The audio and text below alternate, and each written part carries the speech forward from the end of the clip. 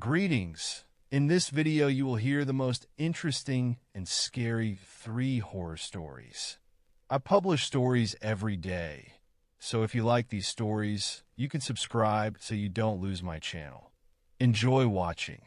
The Hollow Reflection. Sarah had never been particularly superstitious, but there was something unsettling about the old mirror her grandmother had given her. It was an antique, framed with ornate silver carvings that seemed to shimmer in the light. The glass was a little cloudy, the edges slightly warped, but she didn't mind. It had been in the family for generations, and her grandmother always claimed it was a symbol of protection, a legacy passed down from a time when the world was still filled with mysteries and strange happenings. When Sarah moved into her new apartment, the mirror seemed like the perfect decoration for her bedroom. She hung it on the wall opposite her bed, right where she could see it as she drifted to sleep, her reflection greeting her every night. But it didn't take long before she noticed something strange. At first, it was subtle, a flicker in the glass, a shadow that wasn't quite right. She would catch it out of the corner of her eye and dismiss it. Perhaps it was just the way the light played with the reflections, or maybe she was just tired. But then the moments grew longer. She'd turn to look into the mirror and see the slightest movement, something just beyond the reach of her vision, shifting behind her reflection.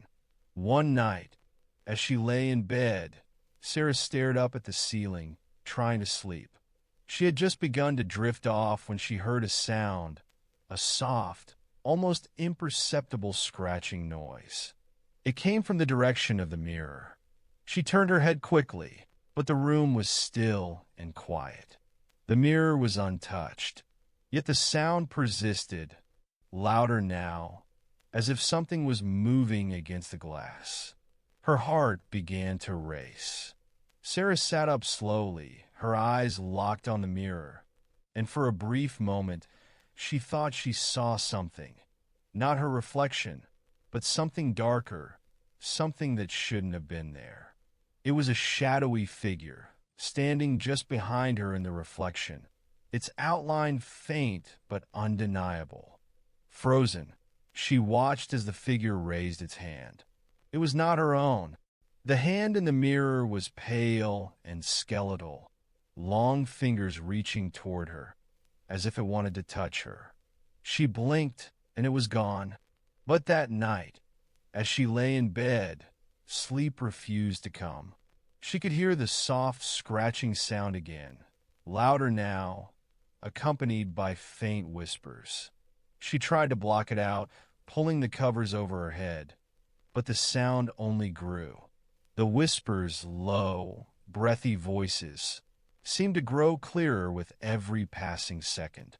Sarah, the voice called her name, but it wasn't her own voice, not even a human voice. It was cold, distant, and filled with a malevolent energy. With trembling hands, she grabbed her phone and shone the flashlight on the mirror.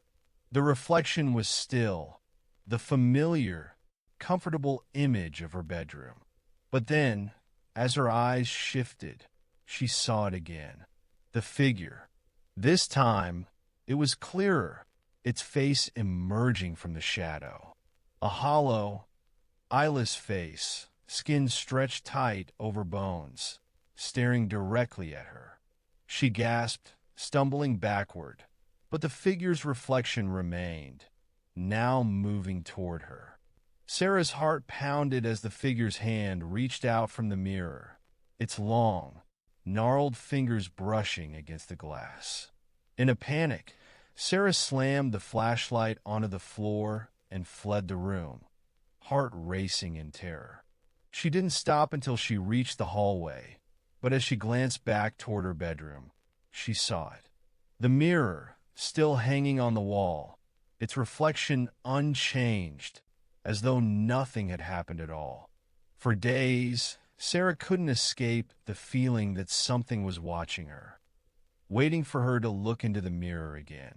And she knew, deep down, that the figure wasn't just a trick of the light. It was something else, something alive, trapped within the glass, feeding on her fear. She tried to leave the apartment, but the mirror remained. Her grandmother's warning echoed in her mind. A reflection never lies, but it can twist what you see.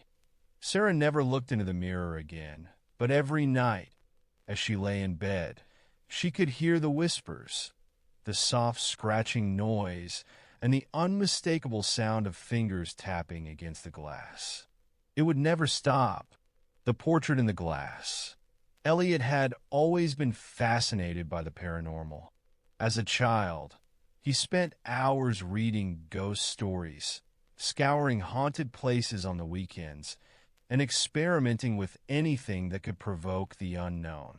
So when he inherited an old mansion from his estranged uncle, a man known for dabbling in arcane rituals, he didn't hesitate to explore every corner of the house. The mansion had stood empty for years, abandoned by the family after a tragic fire. The once grand estate now lay in disrepair, with peeling wallpaper, broken windows, and creaking floors. But among the forgotten relics, one thing stood out to Elliot: a large, dusty mirror in the attic, hidden behind a tattered curtain. It wasn't like the others. Unlike the usual antique mirrors he had seen, this one had an unusual frame, intricately carved, with symbols that seemed to shift when he looked at them too closely. It was as if the carvings were alive, moving subtly beneath the surface. The mirror itself was massive, framed in dark oak, and as Elliot brushed the dust off its surface, a sense of unease swept over him. The glass didn't reflect the room around him. Instead, it distorted the image, as though warping it into something darker, more sinister. Elliot shook his head and chuckled at his own paranoia. Just an old mirror, he thought. But the feeling of being watched, of something lingering behind him, refused to leave. Days passed before Elliot couldn't resist investigating further. The mirror, though unsettling, seemed to draw him in. He cleaned it thoroughly, rubbing away years of neglect, until the glass gleamed with an unnatural clarity. At that moment, something shifted. In the reflection, the attic behind him no longer looked like the room he had come to know. Instead, it appeared grander, opulent even, as if it were showing an image from the past, before the fire, before the ruin. At first, Elliot thought his mind was playing tricks on him. But then, he saw her, a woman standing in the corner of the reflection, wearing a long, black gown. Her face was obscured by dark, flowing hair, but her eyes, those hollow, staring eyes, locked onto his. He spun around, but the room was empty. No woman, nothing, just the old, dusty attic. "Who are you?" Elliot whispered, the question escaping before he could stop himself. The woman didn't answer, but her presence in the mirror grew stronger. Every time he looked, she was closer. Her face was becoming clearer, her features sharpening in the reflection. Slowly, the mirror began to show more, an image of the grand mansion as it had once been, full of life, with people milling about. It was almost like watching a scene play out, as though the mirror was showing events long past. Elliot returned to the mirror night after night, unable to resist its pull. Each time, the woman in the reflection seemed to beckon him, her eyes growing darker, more pleading. She was no longer just a figure. She had become real, alive within the glass, pulling him into her world. One evening, as Elliot stared into the reflection, something different happened. The woman reached out, her hand pressing against the surface of the glass, as if trying to push through. His breath caught in his throat, and he reached out instinctively. But when his hand touched the glass, it was cold, colder than anything he had ever felt before. The glass trembled under his fingers, and for a moment, the reflection shifted. It wasn't the attic anymore. Instead, it was the hallway outside, the same hallway where Elliot had found the mirror. But this time, the hallway was dark, devoid of any light. And the woman, she was standing just beyond the threshold, staring at him with an intensity that made his skin crawl. "Come to me," she whispered, her voice soft and ghostly. "Come." Elliot tried to pull away, but his hand wouldn't move.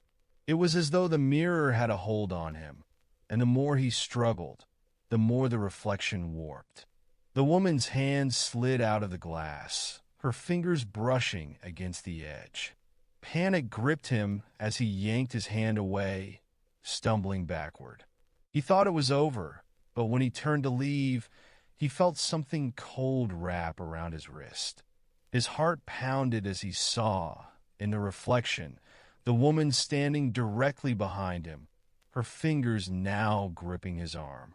"You can't leave," she said, her voice no longer soft, but filled with a dark, angry force. In a fit of terror, Elliot tore himself away from the mirror and fled the attic, but he could feel her presence following him, an invisible weight pressing down on his chest, suffocating him. That night, he locked the attic door and covered the mirror with a heavy blanket, hoping to keep the vision at bay. But it didn't help. The next morning, the blanket was gone, and the mirror was uncovered, its surface gleaming in the morning light. And in the reflection, standing just behind him, was the woman once again. She wasn't just in the mirror anymore. She was in his mind. Elliot tried everything to get rid of the mirror, burning it, smashing it, even trying to bury it. But no matter what he did, the woman's reflection would always return. She was no longer just a figure in the glass. She was inside him, her presence haunting his every waking moment. In the end, Elliot disappeared. No one knew what happened to him, but his family found the mansion abandoned once again, the mirror still hanging in the attic, gleaming with an empty, hungry reflection. The mirror's curse. Jason was a man who prided himself on his skepticism. He wasn't easily swayed by superstitions, ghost stories, or anything else that couldn't be explained by logic and reason. So when his friend Dave offered him a strange antique mirror he had found at a yard sale, Jason had no qualms about taking it.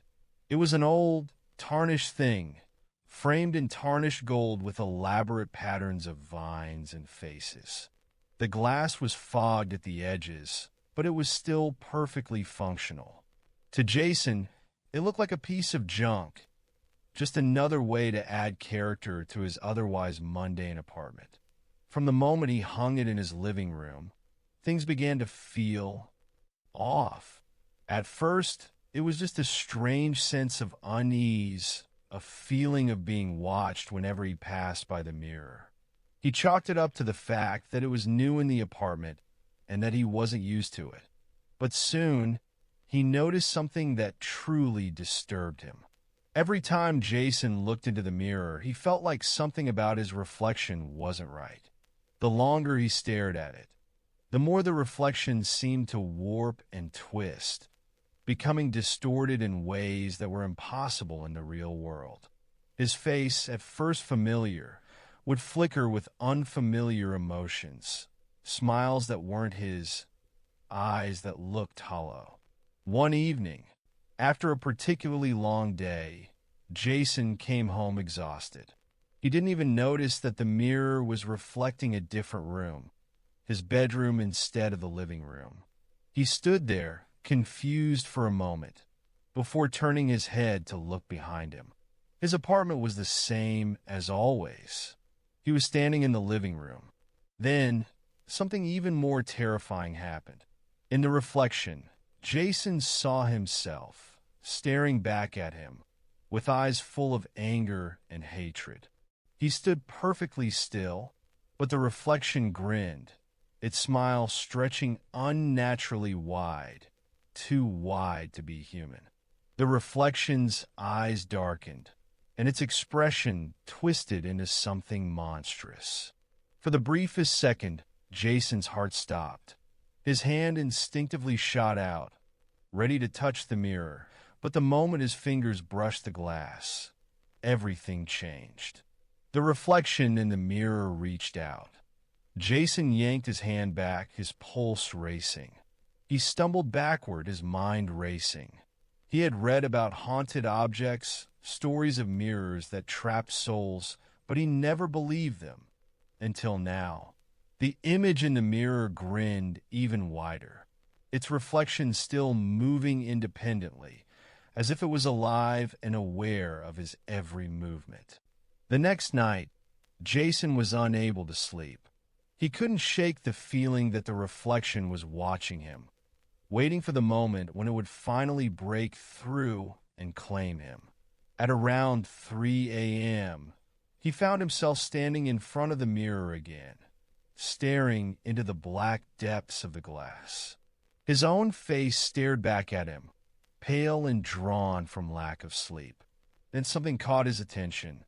In the reflection, Jason saw a dark figure standing just behind him, its features obscured by shadow. He whipped around, but the room was empty. Panic surged through him as he turned back to the mirror. The figure was closer now, standing right behind him in the glass. He could see its eyes, cold, empty sockets, and its mouth twisted into an eerie, silent grin.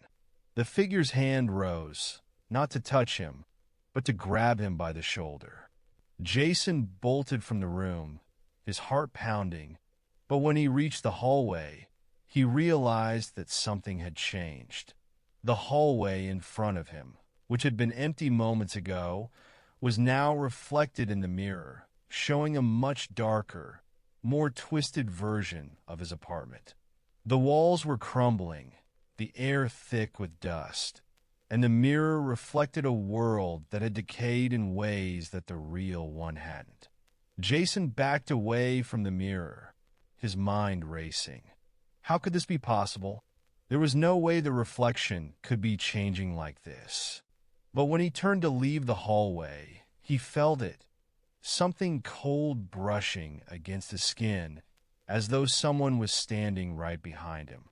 He spun around to find nothing but empty air, but in the mirror, the dark figure was standing just inches away, its cold breath visible against the glass.